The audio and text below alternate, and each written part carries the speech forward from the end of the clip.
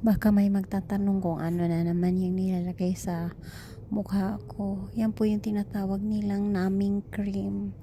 Para bago ka isalang sa piko, para ipiko laser yung balat mo, hindi mo siya maramdaman kasi yung piko kasi para kang tinutusok-tusok ng karayom na parang may maliliit na maano sa balat mo.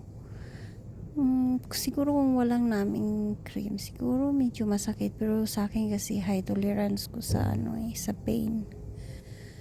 Hindi mo ako masyadong nasasaktan. Pero nilalagyan pa rin nila ng ganyan kasi hindi naman natin alam kung baka mamaya kasi pagkatapos pa rin ng piko, i-injectionan pa din ako ng PDRN at HA. Yun din, kailangan din yun ng naming cream. So yun, yan na yun, kailangan talaga magantay na naman ng 20 minutes bago yan. Pag umipikto na yan, mga 20 minutes tatanggalin na yan nila, lilinisin bago lilipat na naman sa kabilang room para sa piko.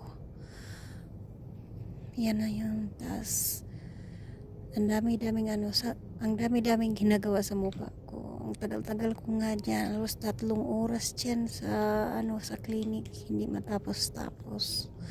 Ganyan talaga ang problema pagka may melasma. Kailangan talaga alagaan yung balat, lalo na pag nasa initan ka kasi kailangan talaga ng protection yung balat natin. Ako kasi dati tamad talaga ako maglagay. Hindi ako naglalagay noon. Dumami na siya. Hinayaan ko na nga lang din. Akala ko hindi dadami. Parang kumalat siya. Tsaka siguro kasi nagmi-makeup din ako, tapos mainit. Hindi naman ako naglalagay ng sunblock. Hindi ako mahilig maglagay ng sunblock. Kaya yun.